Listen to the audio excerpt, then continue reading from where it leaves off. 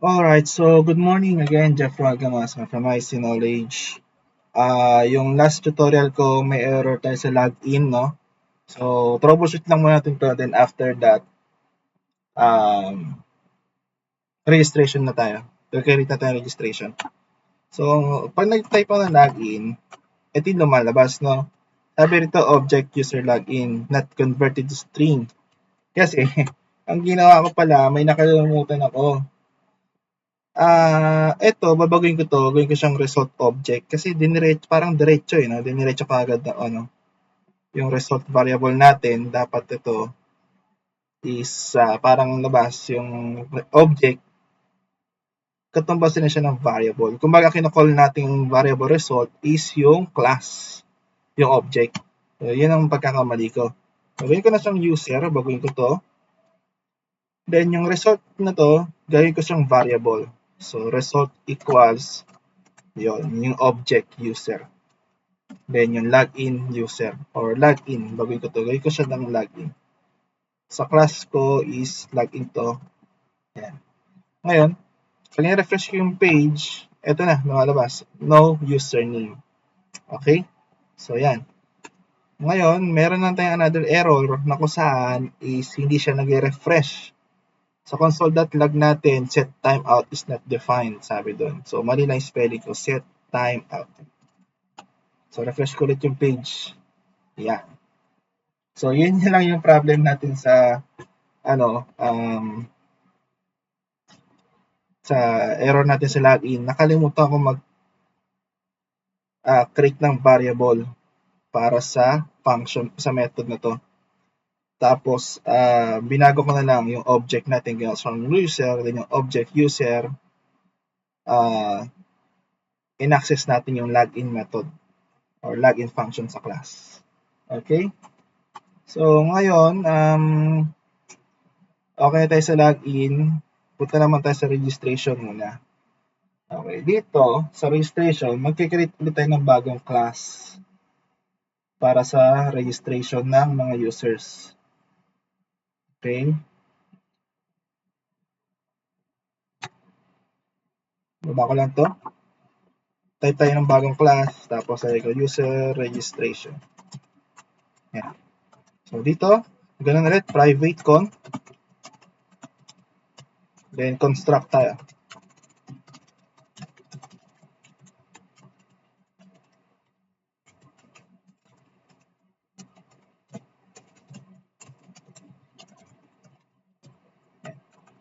So after mag-construct, create tayo ng method. Siguro register.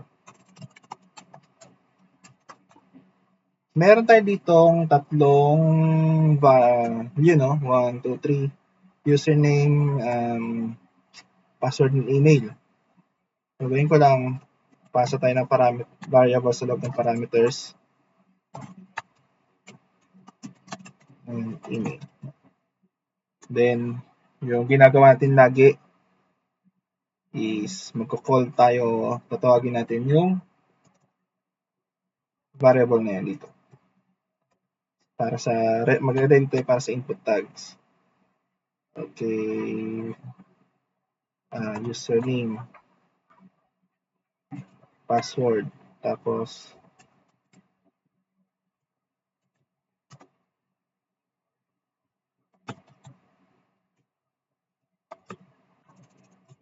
yan. Tapos, kaya nasa procedure natin, mag-check tayo kung existing si user at si email. So, ganyan ko lang, select everything all, select all. Condition natin, ayan. Ito kung in-input nyo sa tag, sa input tag, ay parehas din sa database.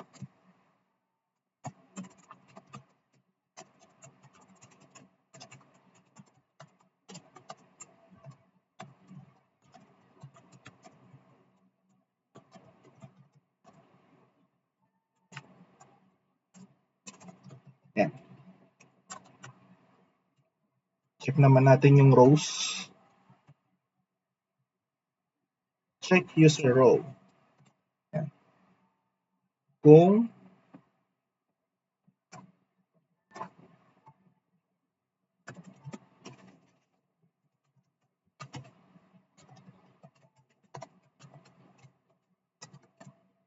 Yan. Yung email din.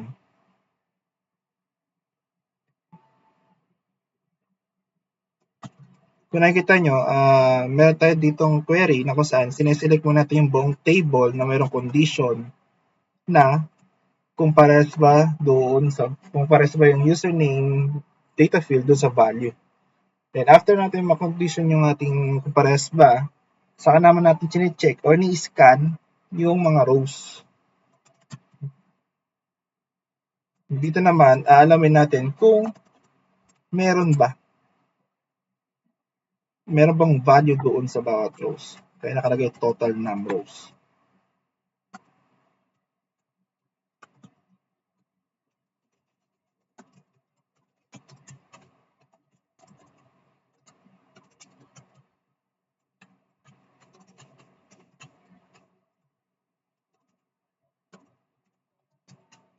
Ayan.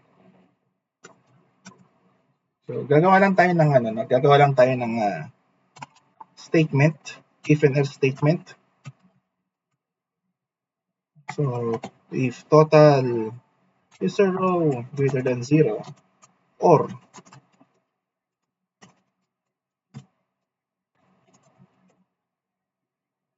so dito pasok yung ating alert function or yung alert natin. Else naman, kapag wala miski isa doon or walang value miski doon sa database na input natin, mag-register siya. Pero kapag meron, papasok yung ating error message. So, gagawin ko na lang dito sa ating show alert PHP, mag-create ito tayo panibagong function na ipapangalan ko siguro sa show alert registration error.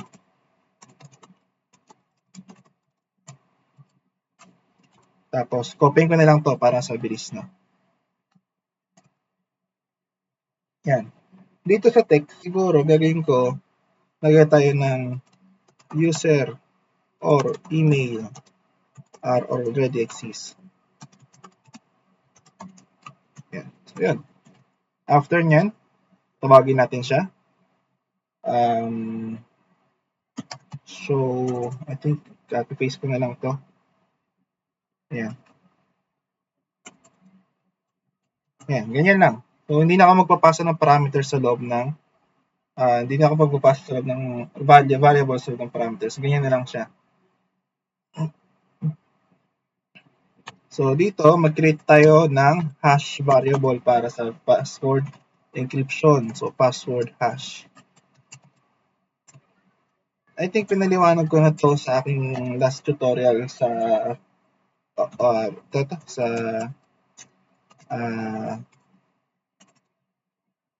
procedural PHP, ano yung password by bcrypt, yan.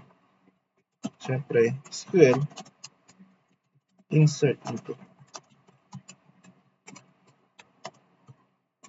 So, kukunin natin yung mga data field names. Kung hindi nyo kabisado yan, pwede nyo kabisado ito, no? Ang gawin lang natin is, punta tayo sa localhost.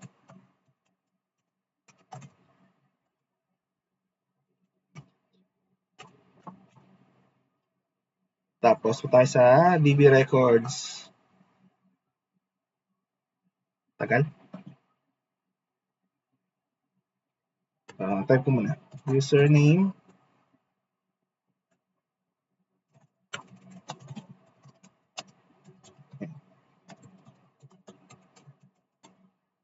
Ito. SQL, then yung ating structure, insert into. Ayan. Pwede nyo copy ito para mas mabilis na. So, ngayon, magpe-prepare tayo ng statement. So, question mark muna yan. Then, statement tayo. Then, this.con. Prepare. SQL. Siyempre, hindi pwedeng mawala si bind parameters. Iba-bind natin yung parameters. Piniliwanag ko na to sa mga past tutorial ko ano yung SSS, yan. O, bakit password? Hash na. Kasi kukunin natin yung encrypted na. Then, execute. Tapos, close natin.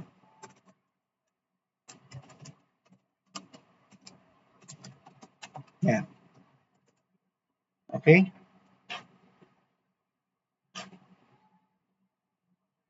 After nyan, magkikreate tayo ng panibagong function para sa ating alert. Gusto niyo lagyan ng alert para malaman kung login ba, naka-login na or hindi. Or nakapag-create na pala ng user or hindi. So, ito, gawin na siyang success. Tapos, ito ay registration. Success. Tapos ito, para hindi na mag-refresh, pupunta tayo sa panibagong page o mag-redirect siya sa panibagong page, which is yung index.php. And then, itong function na to, tatawagin lang natin sa ating statement. Ayan. Okay? After nyan, pupunta naman tayo doon sa registration page. Okay, register.php, ito yun. Ayan. Gagawin ko lang sa register.php is kagaya ng index. Ito. Tatawagin, ay, isa na index. Tatawagin ko lang to. So, hindi na ako mag-create ng session status kasi hindi naman tayo magla-login. Okay, mag-register lang tayo ng user. Ayan. So, ganyan lang siya. No? After nyan, ito gawin ko siyang register.php sa controller. Tapos, create tayo ng bagong file. Ayan.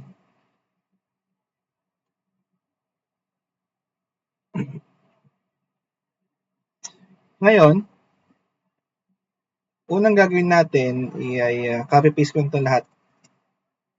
Copy ko na yan. Paste ko ito sa ating page sa register.php. Then, burahin ko lang to. Tanggalin ko na yung connection, close. Kasi kung makikita nyo ito sa class natin, kinulose natin yung connection dito, yung query. Okay? So, ganyan lang. Ngayon, nasa register.php na tayo kung saan makakapag-input na. So, same lang. Tinawag ko yung nakita ng object and then tinawag ko yung variable connection doon sa ating connectDB. So, if is set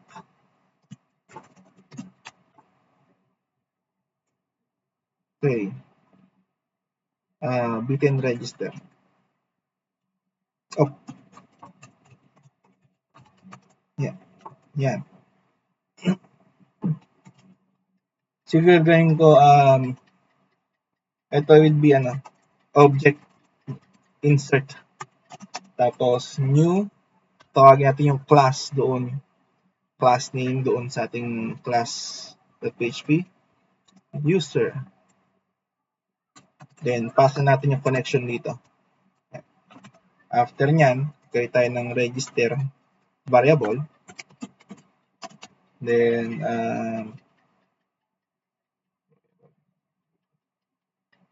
okay. Create tayo ng register variable dyan. Okay.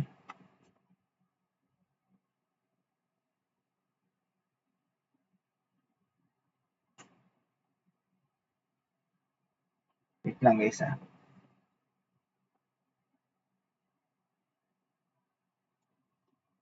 Parang login lang yan din. Ito. Create tayo ng register variable. So, insert. Tatawagin natin yung method ng ano yung method na ginawa ko dito? Register. Ayan. Yeah. Ay, sorry. Bakit buong function? Uy, nawala. Control X. Control X. Oops. Ayan. Ayan. Okay. Tapos, kunin natin yung mga input. So, the post, I think that is username, password, and email. So, ito yung mga yun. Ito. Username, password. Ayan. So, gawin ko lang sa register, username, password. Tapos, email. Yan. Okay? So, ngayon, kung gusto nyo, pwede natin lagyan ito ng DB Connect din para ma-close lang yung ating connection. Or okay lang kahit wala na. Ganun. Wala namang kaso din. Pero pag may error, tanggalin nyo lang yan kasi tingin ko nag-redundant na ako dito sa close. Ayan. So, tingnan natin. Okay, ano ba yung function ng close connection? Ayan, close connection. Ayan. So, close ko na yung database natin kapag done na lahat. Okay, ngayon sa ating so try natin. So, this is Jeff. Admin07, then email will be email@gmail.com. Click register. Tingnan natin kung gana. So, yun. You have an error. Okay. Lagi na may error. Insert. Bakit insert? Nasa na? Ayan, kasi natin nyo, syntax near. Insert. Ayan. So, insert. Yan. Undefined bind, bin. Kulang naman, spelling. Minsan mga error to, puro mga kulang-kulang, Yun, error. Register success error. Nakalagay registration success, pero yung icon ko is error. Baguhin ko lang, gawin ko natin itong info. O siguro success na, no? Title.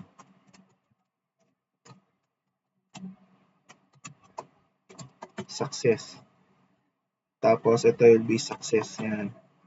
Tapos, ito, okay. Parang may error ako na undefined index daw. Index is not defined. Sorry. Value nga pala to sa JavaScript. So, lalagyan ko siya ng single quote. So, yun. Email already exists na. Kasi meron na tayo doon. Ngayon, try pa natin isa pa. Ronald. Admin 07. Para makita nyo lang. Ronald at admin.com. Yan. Yun o. Success. Walang icon. Mali ko na kanina spelling ko. Ano ba yan? Puro na spelling error. Anyway, so try natin na kaya natin sa database ngayon kung pumasok sila.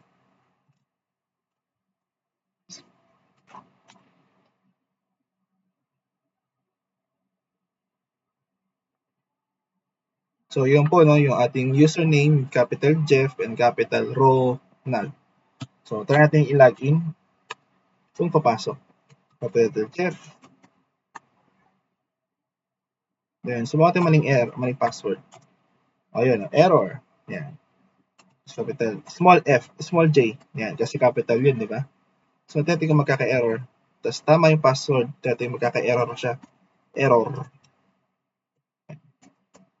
So, login. Nakita nyo, error pa rin siya. So, pag kinapital Jeff J ko siya, then tama na yung password natin, dapat magla-login ako. Yun. Pumasok na tayo sa login. Pero dito sa logout natin, sa wala pa itong session.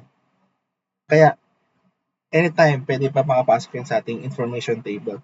So, ngayon, trabahoin mo natin sa ating logout page. Trabahoin mo natin yung ating logout. Okay, ngayon, punta tayo sa information page na kung saan yung kanyang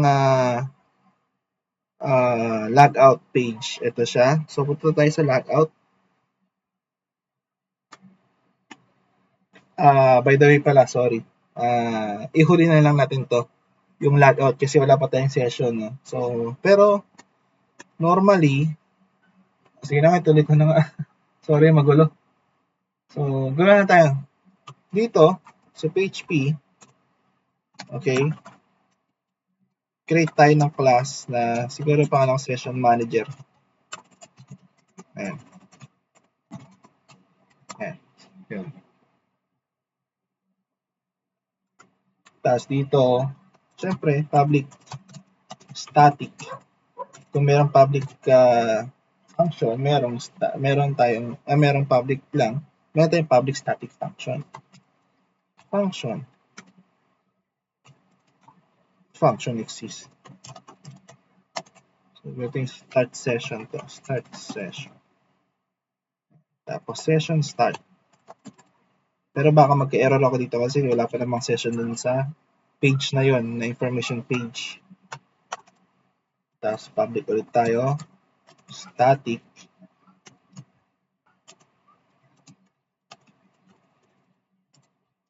Destroy session. Ayan. So, self-destruct.